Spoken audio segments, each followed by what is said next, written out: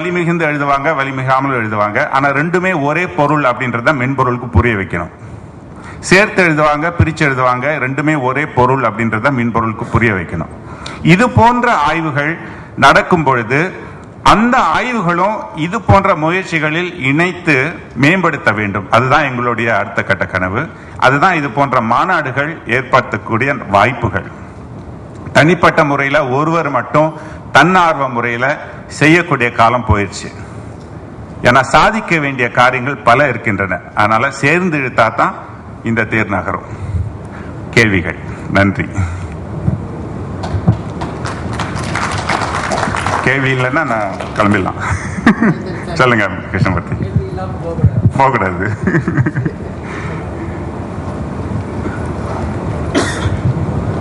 இந்த சிறு பொறிகள் தான் இனிமேல் வரப்போகுது. இந்த செல்ஃபோன் தான் கம்ப்யூட்டர் இனிமேல். இதில் பார்த்தீங்கன்னா நீங்கள் காமிச்ச கணிப்பொறியில் கூட, சாரி செல்ஃபோனில் கூட இந்த பொத்தான்கள்லாம் இல்லை. ஆமாம், அதுதான் இனிமேல் வரக்கூடிய ட்ரெண்டுங்கிற மாதிரி கூட இந்த தாப்பை எக்ஸிபிஷன் அந்த மாதிரி எல்லாம் சொல்லிட்டு இருக்காங்க. அப்போ பொத்தான்கள் இல்லாத போது கையெழுத்து எந்த அளவுக்கு பயன்படுத்தப்படும்ங்கிறது உங்களுடைய கருத்து என்ன? ஓகே, ஏன்னா இதில் நானும் வேலை செஞ்சுட்டு இருக்கிறதுனால கேட்க. அருமையான கேள்வி. கிருஷ்ணமூர்த்தி எனக்கு ரொம்ப நாள் தெரியும்.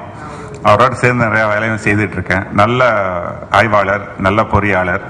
அவருடைய பணிகள் நிறைய நமக்கும் பயன்படணும். அவர் கேட்ட கேள்வி என்னன்னா, இப்போ சிறு பொறிகள் ஆளக்கூடிய காலம் இது. இந்த சிறு பொறிகளில் அந்த விசைப்பலகை அமைப்பு வரும்பொழுது அதில் பொத்தான்கள் இருக்காது. எல்லாமே கிராஃபிக்ஸாக தான் இருக்கும். தேவைப்படும் போது தோன்றும், தேவையில்லாத போது மறைஞ்சிடும். கடவுள் மாதிரி வரும்போது தேவைப்படும் போது மட்டும்தான் தோன்றும். இப்போ இந்த மாதிரி சூழல்ல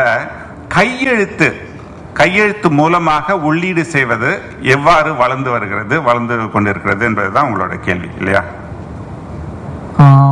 அது வளர்ந்துட்டு இருக்கு, நாங்களும் பண்ணிட்டு இருக்கோம். சரி, அதோட பயன்பாடு எப்படி இருக்கும்? பயன்பாடு எப்படி இருக்கும்னு கேட்கிறேன். சரி, நான் கொஞ்சம் இந்தியாவில இருந்து வெளியே போய் சீனாக்கு கொஞ்ச நேரம் போய் அங்கெல்லாம் சில அனுபவங்களை உங்களுக்கு சொல்ல விரும்புகிறேன். ஏன்னா நாங்க வசிக்கின்ற அந்த ஊர்ல 4-5 விதமான எழுத்துக்களை நாங்க கையாளணும். அது சீன எழுத்து ஒண்ணு. சீனத்துல ஒரு எக்ஸாம்பிள் சொல்றேன், ஒரு எடுத்துக்காட்டு சொல்றேன். 80களில் நாங்க முதல்ல தமிழ் எழுத்துருகள் ஃபாண்ட் நாங்க உருவாக்கும் பொழுது ஒரு டிஸ்கெட்ல ஒரு 10-15 எழுத்துருகளை போடலாம். ஆனா சீன எழுத்துருகள் ஹார்ட் டிஸ்க்ல தான் வரும். ஒரு எழுத்துரு ஒரு ஹார்ட் டிஸ்க்ல தான் வரும். ஏன்னா அவ்வளவு எவ்வளவு உருவங்கள் அவர்களுக்கு தேவை அந்த மொழியில எழுதுவதற்கு. ஒவ்வொரு சொல்லுக்கும் ஒரு எழுத்து.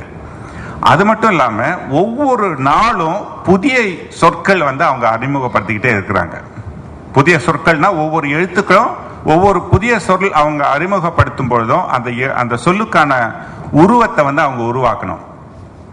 இவ்வளவு சொற்களை இத்தனை விசைகளை கொண்ட விசைப்பலகை வைத்துக்கொண்டு எப்படி நம்ம உள்ளீடு செய்வது?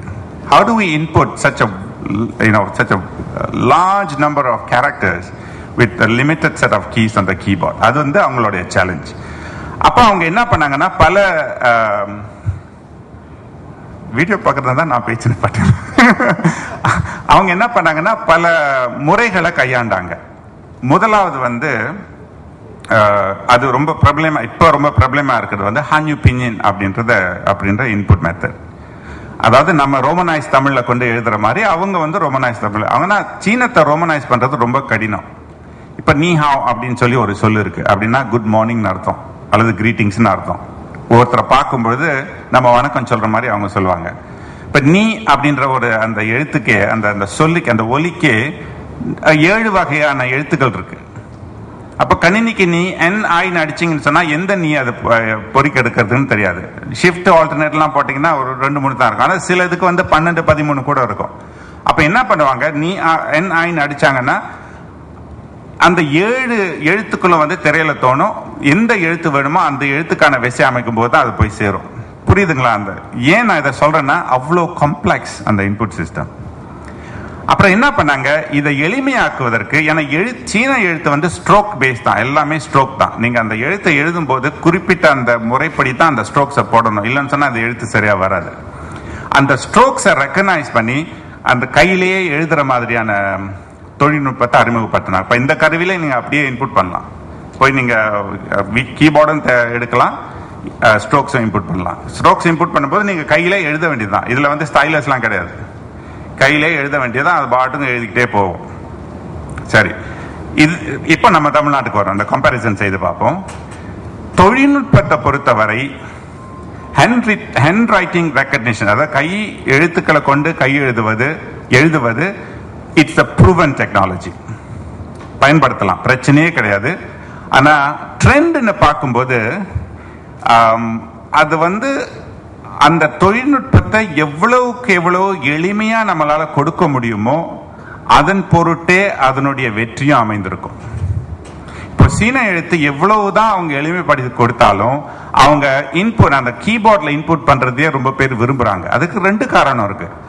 ஒரு காரணம், அவர்கள் வந்து ரொம்ப பழகிட்டாங்க, அப்படியே டைப் பண்ணி பழகிட்டாங்க, அதனால எழுதுவதற்கு சிரமப்படுவாங்க. ஆனா புதியவர்கள் வரும்போது அது ரொம்ப விரும்புவாங்க. அப்படியே அவர்கள் விரும்பினாலும் கூட அந்த கையடக்க உள்ளீட்டு முறையும் கணினி உள்ளீட்டு முறையும் மாறுபடும் பொழுது அவர்களுக்கு ஒரு குழப்பம் ஏற்படுது.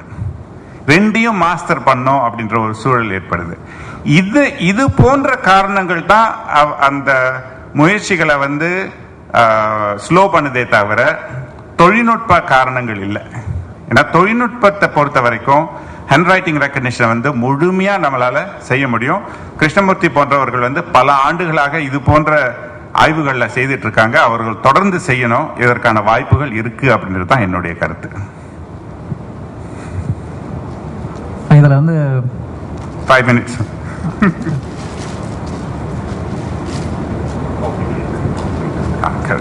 சொல்லுங்க. இந்த தொழில்நுட்பத்தை வந்து சாதாரண கணிப்பொறியிலிருந்து அடுத்தது இந்த செல்போனு கொண்டு வரும்போது சில பிரச்சனைகள்லாம் இருக்கு, அதெல்லாம் சால்வ் பண்ணி இப்போ வந்து செல்போனுக்கும் கொண்டு வந்துட்டோம். சரி, இந்த ஸ்டால்ல கூட இப்போ வந்து மகிழ்ச்சி காண்பிக்கிறதுக்கு வந்து இருக்கு.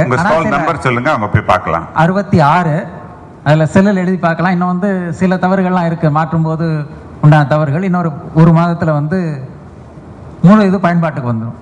ஆனா தொழில்நுட்பம் இருக்கு, செல்லில் பயன்படுங்கிறது வந்து 66 செல் அவருடைய செல் போனில் தமிழில் எழுதுவதற்கு செல் நம்பர் 66க்கு போய் பாருங்க, சென்று பாருங்க.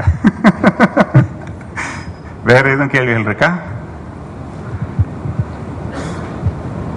Michael Caplin. Don't ask me difficult questions, please. Okay.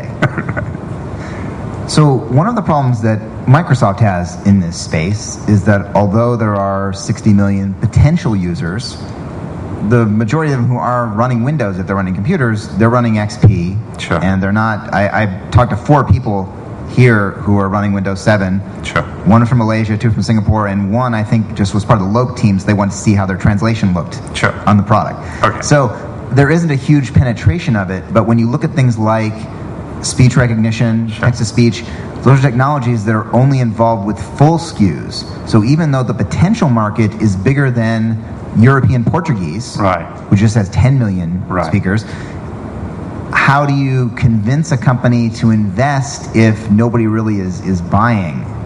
Is the tough part. So, I mean, are you envisioning a huge third party Sure. market here, or are you envisioning convincing companies like Microsoft to step in? Right. No,